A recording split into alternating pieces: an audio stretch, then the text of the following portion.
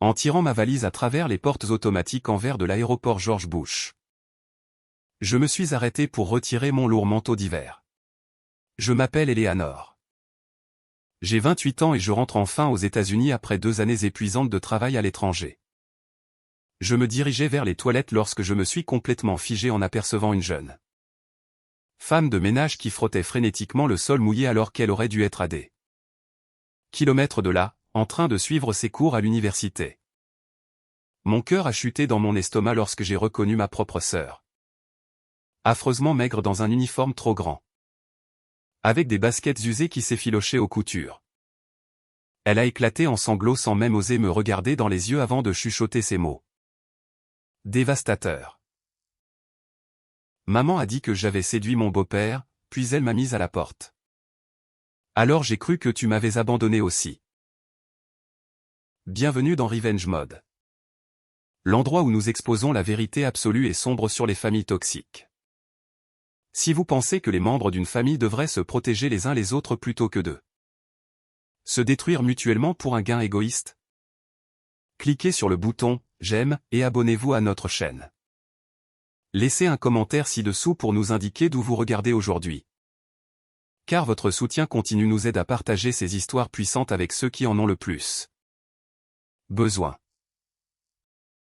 Une vague de pure rage a balayé tout mon corps lorsque j'ai réalisé la trahison horrible qui se produisait dans mon dos pendant mon absence. J'ai fait une promesse silencieuse sur place de découvrir la vérité absolue concernant cette situation afin d'infliger à ces profiteurs cupides une leçon sévère qu'ils n'oublieraient jamais. J'ai immédiatement guidé Audrey hors de ce terminal d'aéroport bondé, sous l'air froid de la nuit. Et je l'ai conduite directement vers l'appartement de mon amie Valérie. Le trajet à travers la ville a semblé incroyablement long. Car aucune de nous n'a prononcé un mot tandis que les lumières de la rue se reflétaient sur mon pare-brise. Valérie a rapidement ouvert sa porte d'entrée pour nous offrir un abri sans poser de questions. Inutile sur notre arrivée tardive et soudaine. Elle s'est immédiatement rendue dans la cuisine pour préparer une théière de camomille chaude afin d'aider Audrey à se calmer après la rencontre émotionnelle choquante que nous venions de vivre à la porte d'arrivée. Valérie nous a tendu des couvertures sèches avant de se retirer discrètement dans le couloir pour nous laisser l'intimité dont nous avions besoin pour parler. Assise sur le canapé du salon, tenant fermement la tasse chaude à 2 mains.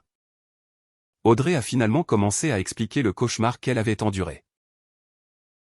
Elle a révélé comment mon beau-père Brian avait confisqué son téléphone portable plusieurs mois auparavant sous le faux prétexte d'une stricte guidance parentale.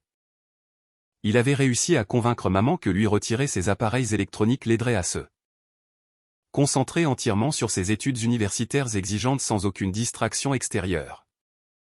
Maman avait complètement soutenu sa décision ridicule tout en lui permettant de prendre le contrôle administratif total de tous les comptes de réseaux sociaux d'Audrey afin de surveiller ses activités. Cette perte totale de communication avait créé un terrible malentendu. Car Audrey n'avait jamais reçu les innombrables messages que je lui envoyais. Elle n'avait absolument aucune idée que je lui envoyais régulièrement un soutien financier et que je m'inquiétais de son bien-être pendant mon travail à l'étranger. Le silence forcé l'avait conduite à croire que je l'avais intentionnellement abandonnée. Tout comme le reste des personnes en qui elle avait confiance. Au fil de la nuit, dans l'appartement tranquille, la vérité plus sombre sur sa vie quotidienne à la maison a commencé à émerger à travers ses larmes.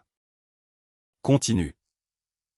Brian envahissait constamment son espace personnel chaque fois qu'il se trouvait seul dans la maison, sans personne d'autre pour intervenir. Il cherchait activement toutes les occasions possibles d'être seul avec elle dans des pièces isolées. Ou des couloirs étroits lorsque maman était occupée ailleurs. Il faisait fréquemment des commentaires hautement inappropriés sur son apparence physique qui la mettait extrêmement mal à l'aise et se sentait complètement en insécurité dans son propre environnement de vie. Audrey essayait de l'éviter autant que possible en s'enfermant dans sa chambre dès qu'elle entendait ses pas lourds approcher dans le couloir. Il se tenait souvent devant sa porte en exigeant qu'elle sorte pour participer aux activités familiales, juste pour maintenir son emprise contrôlante sur sa routine quotidienne. La situation horrifiante a finalement atteint son point de rupture un soir de pluie lorsqu'il l'a délibérément coincé près du comptoir de la cuisine, bloquant sa seule sortie. Brian l'a menacé agressivement de la jeter à la rue si elle osait se plaindre de son comportement. Inacceptable auprès de moi ou de quiconque. Maman est entrée de façon inattendue dans la pièce à ce moment précis et a été témoin de la confrontation tendue qui se déroulait entre eux dans l'ombre. Au lieu de protéger sa propre chair et son sang face à un prédateur évident, maman a choisi de croire les mensonges ridicules qu'il a immédiatement fabriqués pour se sauver. Il a prétendu sans honte qu'Audrey essayait de le séduire pour ruiner leur mariage, tout en jouant parfaitement le rôle de la victime innocente devant sa femme. Audrey a paniqué en réalisant que la personne censée la protéger prenait le parti de l'abuseur sans la moindre hésitation. Maman, s'il te plaît, écoute-moi, parce qu'il ment sur tout, avait supplié Audrey en pleurant sans contrôle près de la porte de la cuisine. Fais tes bagages tout de suite, parce que je ne te laisserai pas détruire ma nouvelle famille, avait crié maman en retour, sans montrer la moindre hésitation ni la moindre pitié maternelle. Maman avait impitoyablement jeté sa propre fille dans la nuit glaciale avec rien d'autre qu'un petit sac à dos contenant quelques vêtements de base. Cette trahison ultime avait forcé Audrey à abandonner complètement l'école juste pour survivre dans les rues impitoyables de la ville, sans aucun filet de sécurité financière. Elle avait dormi dans des motels bon marché jusqu'à ce que ses fonds limités s'épuisent complètement, avant d'obtenir ce travail de ménage épuisant à l'aéroport. Elle passait ses nuits à frotter les sols publics juste pour gagner assez d'argent pour un repas quotidien, tout en cachant sa profonde honte au reste du monde. Le lundi matin, je suis resté assise en silence complet, fixant l'écran de mon ordinateur pour commencer à examiner minutieusement toutes mes données financières personnelles. Je me suis connecté en toute sécurité à mon portail bancaire principal ainsi qu'au système de virements internationaux afin de télécharger chaque relevé de transactions couvrant les 2 dernières années. Les enregistrements numériques ont clairement confirmé que j'avais régulièrement transféré un total de $120 000 vers les États-Unis. Ces fonds spécifiques étaient strictement destinés à couvrir les frais de scolarité universitaire d'Audrey ainsi que ses dépenses de vie essentielles pendant mon travail à l'étranger. J'ai pris mon téléphone pour contacter le bureau du registraire de l'université afin de vérifier officiellement son statut d'inscription actuel et le calendrier de graduation prévu. L'administrateur académique m'a informé qu'Audrey avait été officiellement retirée de leur base de données étudiantes il y a plus de 6 mois sous le faux prétexte d'un départ volontaire. L'administrateur de l'université a également confirmé que tous les avis de frais de scolarité précédents et les avertissements de paiement en retard avaient été délibérément ignorés par les contacts d'urgence figurant dans son dossier. Malgré son expulsion forcée de l'établissement académique, mon argent durement gagné continuait de couler chaque mois directement sur un compte joint, entièrement contrôlé par maman et Brian. J'ai soudain réalisé que Brian n'essayait pas simplement de dissimuler son comportement inapproprié derrière des portes closes pour protéger le style de vie qu'il venait d'acquérir. Il utilisait activement mon argent volé pour isoler complètement Audrey de toute aide extérieure, tout en lui retirant son principal filet de sécurité financière, en coupant délibérément son accès à ses fonds éducatifs. Il avait efficacement éliminé sa capacité à se défendre ou à échapper à sa manipulation psychologique constante. J'ai repris mon téléphone pour appeler le service clientèle de la banque afin d'obtenir une enquête beaucoup plus approfondie sur la destination exacte de ces fonds acheminés. J'ai fourni mes identifiants de sécurité au gestionnaire de compte afin qu'elle puisse retracer manuellement la destination exacte des virements internationaux que j'avais précédemment initiés. J'ai attendu patiemment en ligne pendant qu'elle accédait au système Bacan pour suivre la piste 2. L'argent s'éloignant du trust éducatif désigné. Madame Eleanor. Les dossiers financiers montrent que ce montant entier a été acheminé directement sur une carte de crédit personnel au lieu du compte de trust éducatif, a expliqué la représentante de la banque au téléphone sécurisé. Veuillez générer un relevé détaillé des 12 derniers mois immédiatement, car j'en ai besoin tout de suite. ai-je fermement demandé à la représentante tout en serrant le bord de mon bureau en bois. L'employé de la banque m'a rapidement envoyé par email les documents cryptés demandés, me permettant d'examiner chaque transaction non autorisée qu'ils avaient effectuée avec l'argent destiné à ma sœur. J'ai ouvert un autre onglet de navigateur pour croiser ses dépenses de cartes de crédit avec divers publications cachées sur les réseaux sociaux que j'avais trouvées sur un compte alternatif appartenant à maman. Les dates des relevés bancaires correspondaient parfaitement aux horodatage de ces photographies téléchargées montrant des vacances dans des resorts de luxe et des sorties shopping de vêtements de designer coûteux. J'ai fait correspondre une charge spécifique de $5000 dans une boutique avec une photo de maman portant un nouveau collier à côté de Brian. Ils finançaient sans scrupule leur style de vie somptueux tout en forçant simultanément Audrey à frotter les sols sales de l'aéroport juste pour s'offrir son prochain repas de base. Chaque facture de restaurant cher et chaque billet d'avion en première classe listé sur ce relevé de cartes de crédit représentaient un autre jour où ma sœur luttait pour survivre dans les rues glaciales. J'ai immédiatement composé le numéro de bureau direct de mon avocat, Marcus, pour planifier une consultation urgente concernant cette opération massive de fraude financière. J'ai brièvement expliqué la situation grave impliquant les fonds éducatifs détournés et le retrait académique falsifié, sans entrer dans le drame émotionnel familial. Marcus m'a conseillé de geler immédiatement tous les transferts automatiques à venir pendant qu'il préparait les documents juridiques nécessaires pour sécuriser correctement les preuves financières existantes. Il m'a assuré que la manipulation de virements interétatiques constituait une infraction fédérale grave, entraînant de sévères conséquences légales. J'avais besoin que Marcus verrouille rapidement tous ses dossiers bancaires numériques avant que les coupables ne réalisent potentiellement mon retour et ne détruisent les preuves restantes de leur crime cupide. Il m'a instruit d'imprimer des copies physiques de chaque transaction correspondante et de chaque publication sur les réseaux sociaux afin de construire un dossier juridique irréfutable contre leur activité frauduleuse. J'ai passé le reste de cet après-midi à organiser les documents imprimés dans un dossier chronologique complet qui servirait bientôt d'arme ultime pour reconquérir nos vies volées. Le mercredi soir, j'ai garé ma voiture devant l'allée de gravier familière tout en forçant un sourire complètement faux sur mon visage pour me préparer à la performance à venir. J'ai pris une profonde inspiration avant d'ouvrir la porte d'entrée pour saluer maman et Brian avec des câlins enthousiastes, comme une fille dévouée rentrant d'un long voyage d'affaires à l'étranger. J'ai délibérément fait semblant d'être entièrement inconsciente du fait évident qu'Audrey n'était nulle part dans la maison à mon arrivée. Maman a rapidement proposé un mensonge fluide, expliquant que ma sœur était actuellement submergée par ses études pour les examens finaux à venir, dans son dortoir universitaire situé de l'autre côté de la ville. J'ai hoché la tête en suivant son explication trompeuse tout en maintenant mon attitude joyeuse pour m'assurer qu'il ne soupçonnerait pas mes véritables intentions concernant l'argent manquant.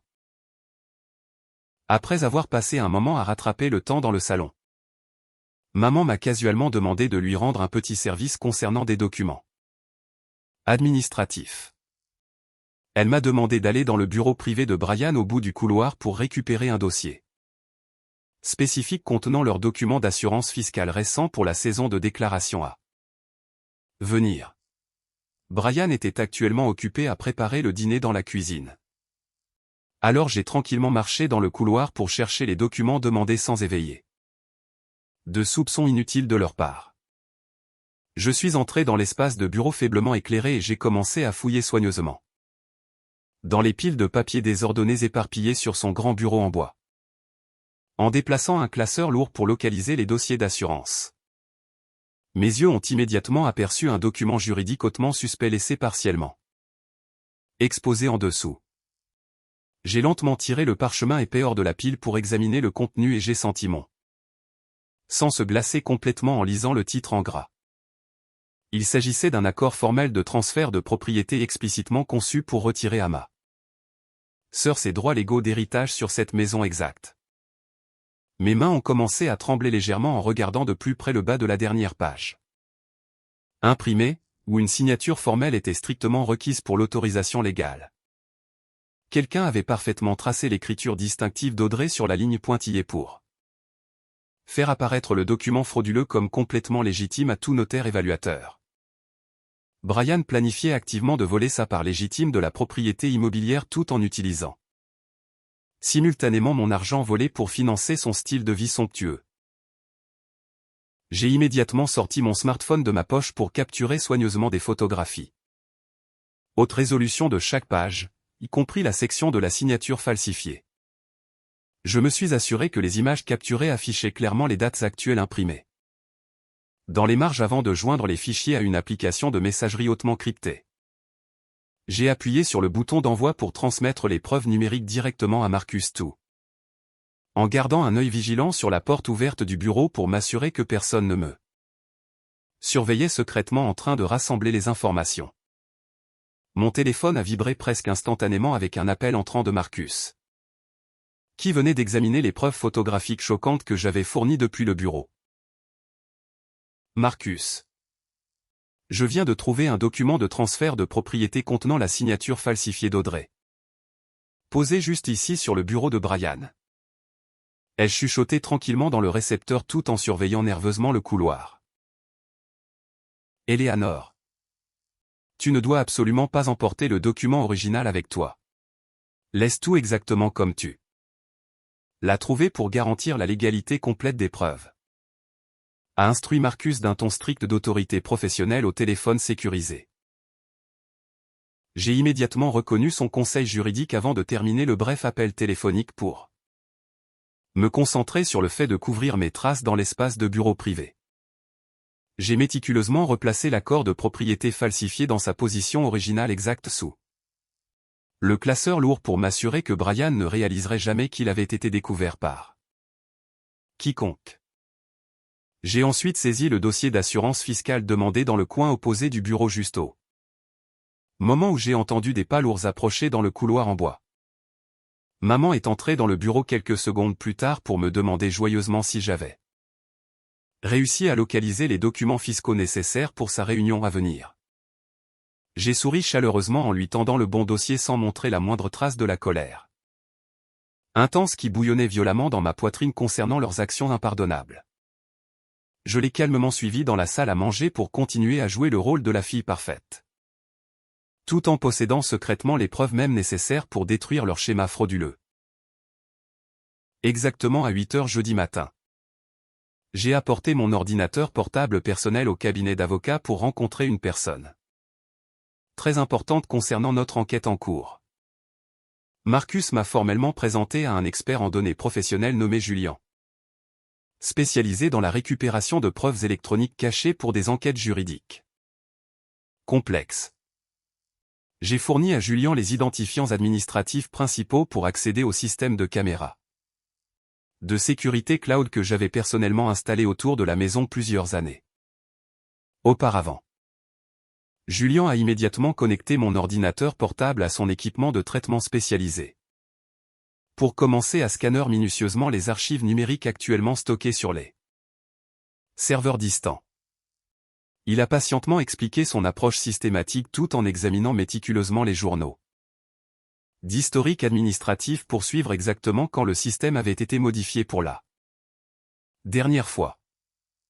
Julien a soigneusement analysé les métadonnées intégrées ainsi que les enregistrements de fond synchronisés pour localiser tout fichier multimédia spécifique marqué pour suppression locale par l'utilisateur principal. Le processus d'extraction complexe a nécessité plusieurs heures de traitement continu tandis que son logiciel forensique avancé contournait agressivement les blocs de stockage écrasés sur le disque principal. Il a concentré ses paramètres de recherche entièrement sur le soir pluvieux spécifique où Audrey avait été soudainement forcé de quitter sa propre maison sans aucune explication valable. Une sonnerie soudaine du terminal informatique a finalement signalé une opération de récupération réussie, ramenant un fichier vidéo haute définition enfoui dans la fenêtre de visualisation active.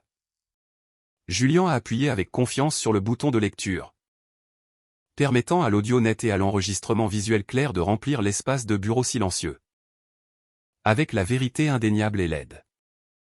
Les images récupérées montraient clairement Brian coinçant agressivement Audrey contre le comptoir de cuisine en granit tout en bloquant délibérément sa seule voie d'échappement vers le couloir principal.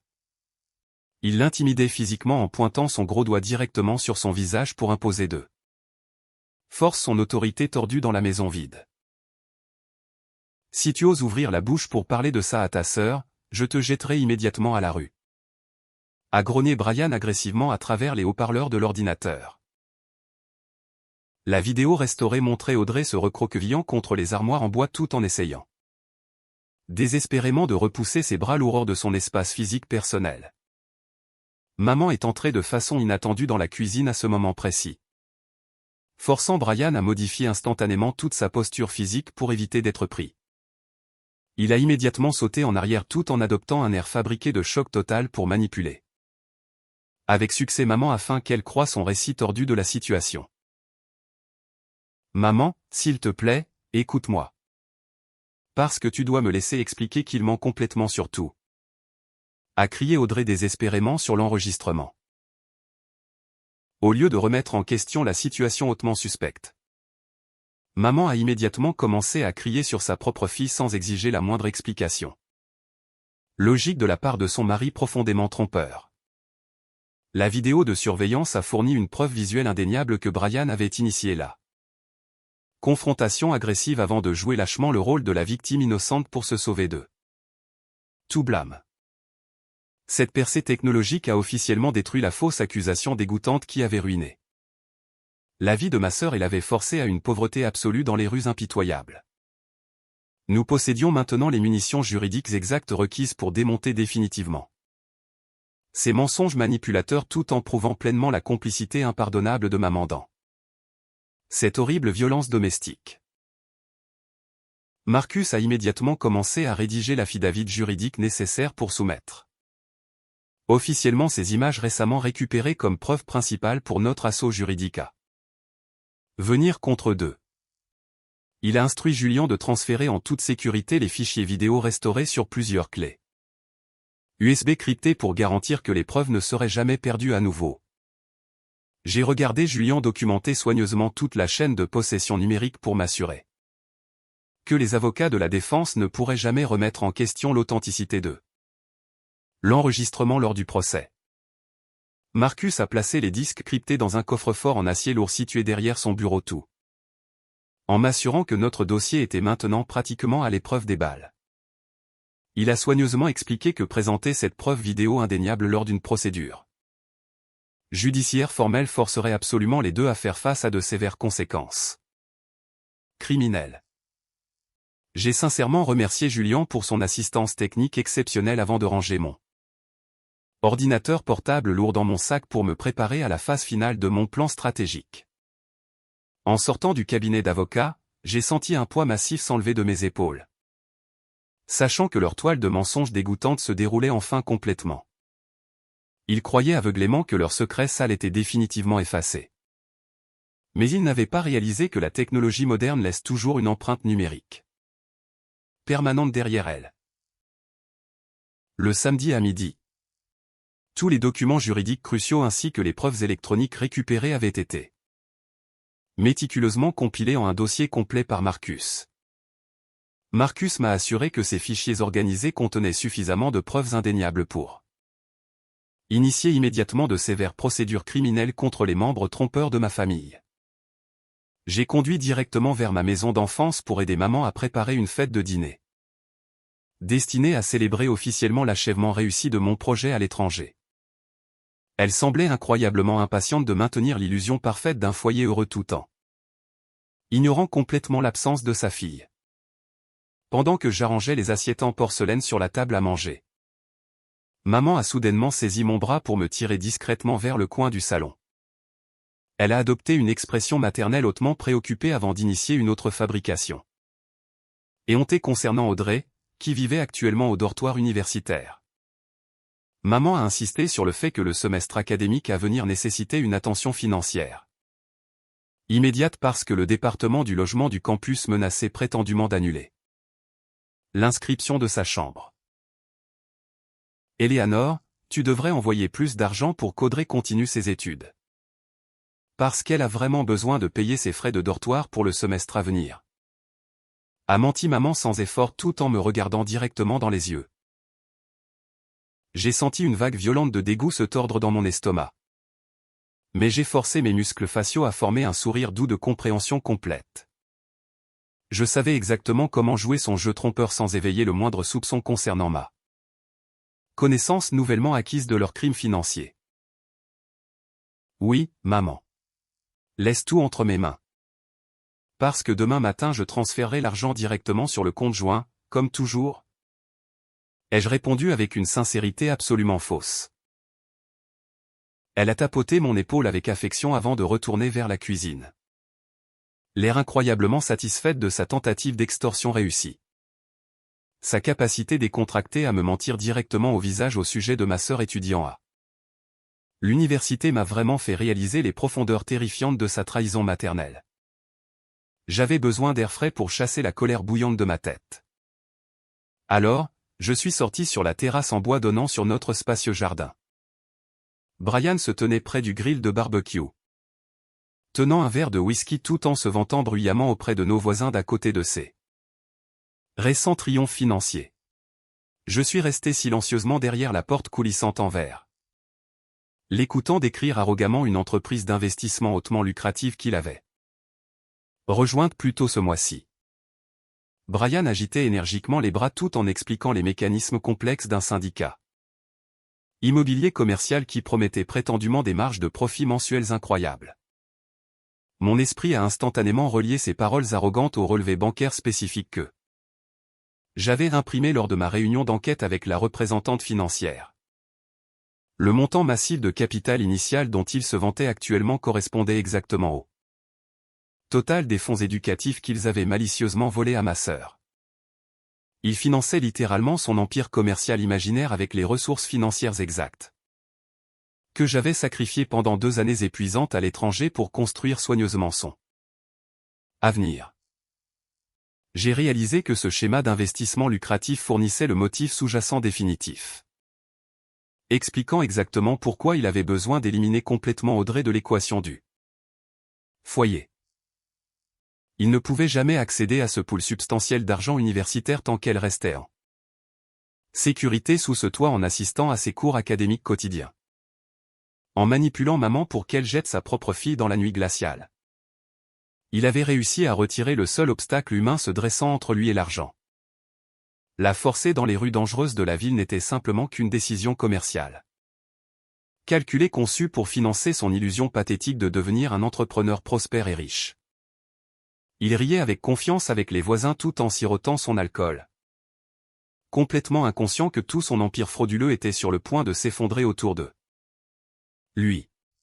Je suis resté parfaitement immobile dans les ombres tranquilles, regardant le voleur arrogant célébrer son succès imaginaire construit entièrement sur la souffrance intense d'une fille innocente.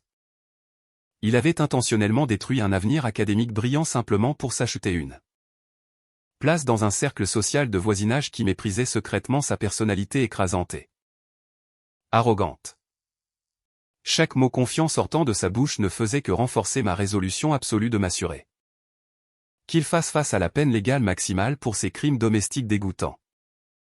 J'ai finalement rejoint la cuisine animée pour aider maman à finir de préparer les repas tout en anticipant secrètement la confrontation explosive prévue pour le lendemain.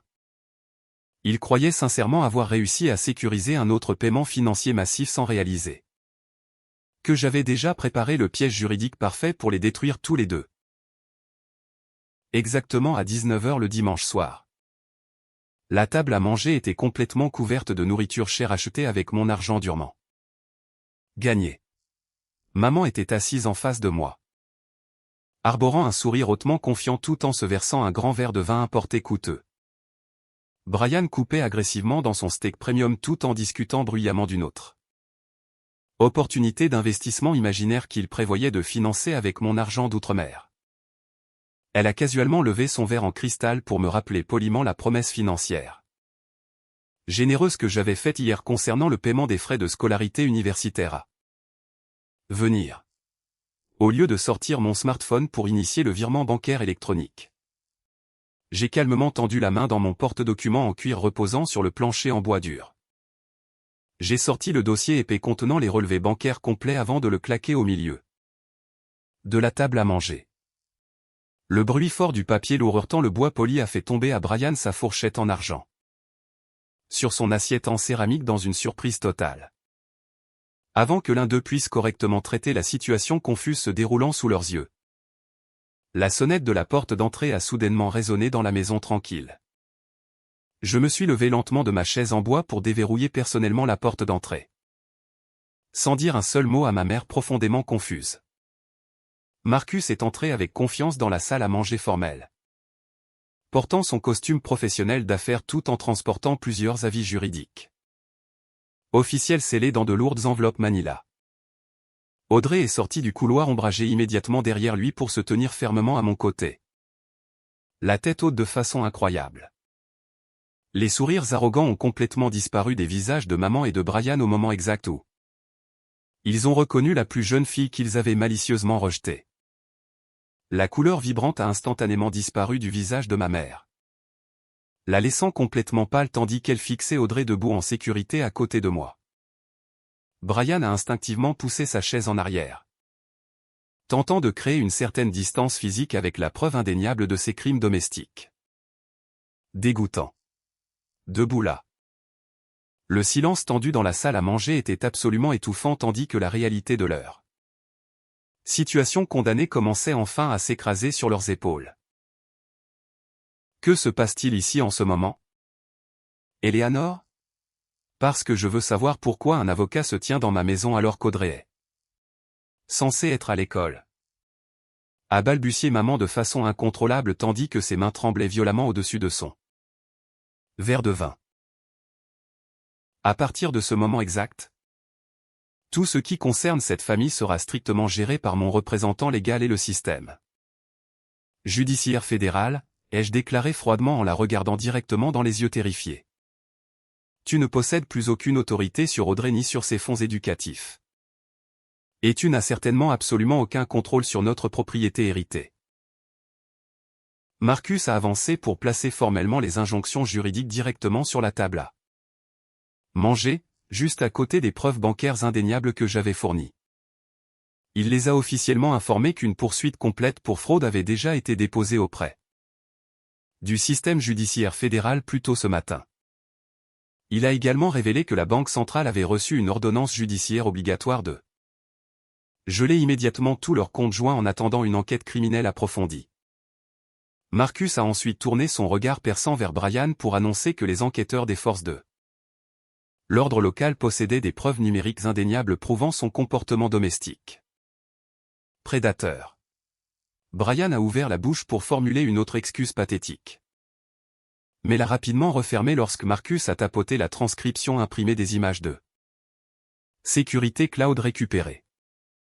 Marcus a souligné que le document de transfert de propriété falsifié découvert dans le bureau privé se trouvait actuellement dans un casier de preuves fédéral en attendant une analyse forensique. Le représentant légal a clairement indiqué que toute tentative de contacter Audrey entraînerait une ordonnance restrictive immédiate suivie d'une arrestation rapide. Il a méticuleusement exposé les graves accusations fédérales auxquelles ils étaient actuellement confrontés, y compris la fraude par virement concernant les transferts d'argent internationaux ainsi que la tentative de vol de propriété. Le dîner de célébration extravagant s'est instantanément transformé en un cauchemar chaotique pour les deux prédateurs trompeurs assis de l'autre côté de la table à manger ruinée. Ils ont finalement réalisé que leur illusion soigneusement construite de richesse était définitivement brisée, les laissant entièrement exposés aux sévères conséquences de leurs crimes malveillants. Maman a commencé à sangloter hystériquement tout en essayant désespérément de formuler une excuse pathétique conçue pour manipuler mes émotions une dernière fois avant l'arrivée de la police.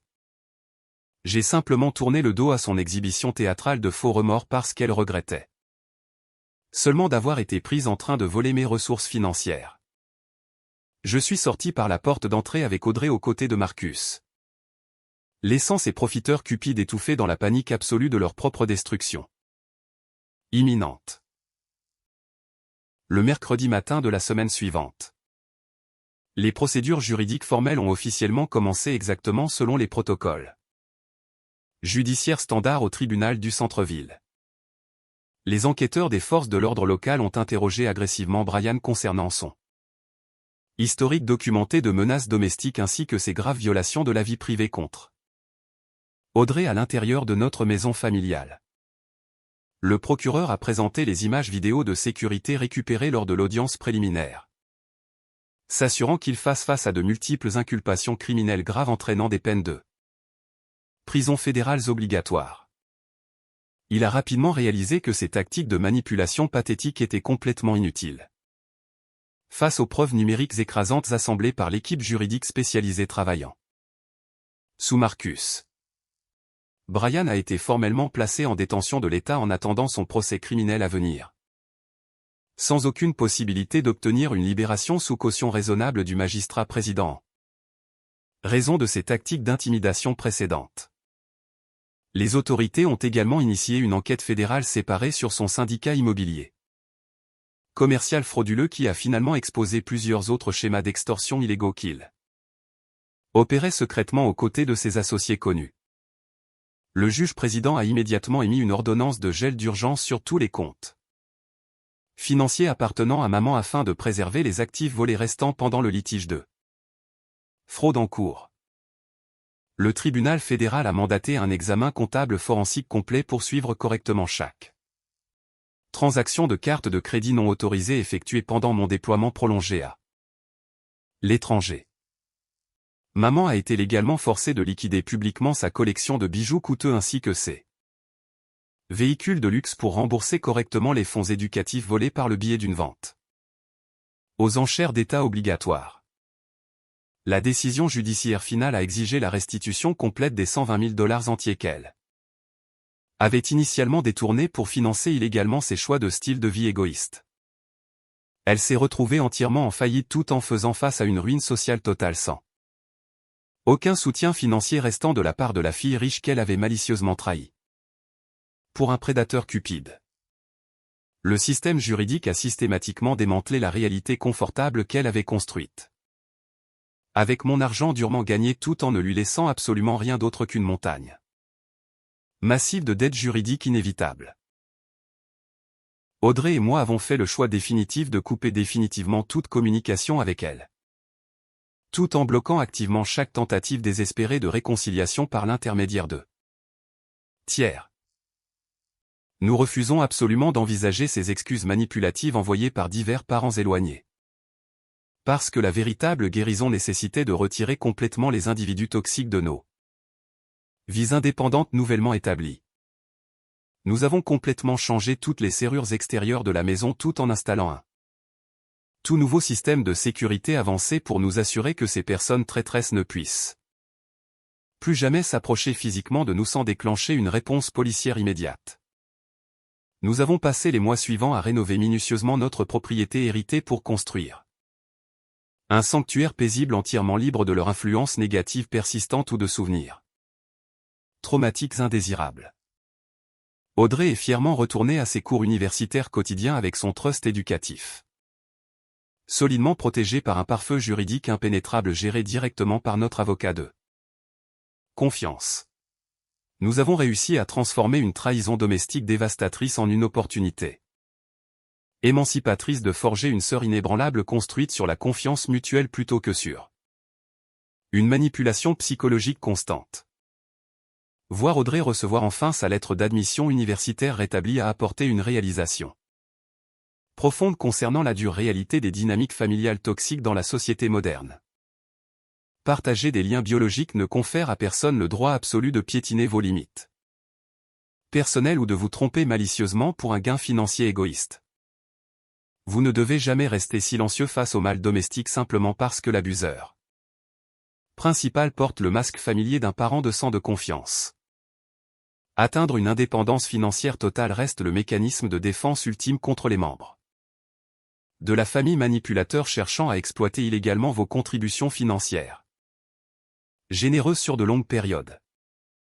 Rassembler des preuves juridiques concrètes tout en possédant le courage brut de confronter la vérité indéniable sert d'arme la plus forte contre la trahison absolue des personnes les plus proches de vous. Se protéger ainsi que les individus vulnérables nécessite d'établir des limites fermes qui ne peuvent pas être réalistement brisées par de fausses excuses émotionnelles ou des attentes forcées. De loyauté familiale. Merci beaucoup d'avoir suivi notre parcours difficile et d'avoir écouté cette histoire émotionnelle. Jusqu'à la toute fin sur Revenge Mode aujourd'hui. Que pensez-vous honnêtement de la décision finale de renier complètement la mère biologique au lieu de lui offrir une autre chance de réconciliation? Veuillez laisser vos pensées dans la section des commentaires ci-dessous pour partager votre perspective personnelle concernant cette situation domestique compliquée avant que nous nous revoyions dans la prochaine vidéo.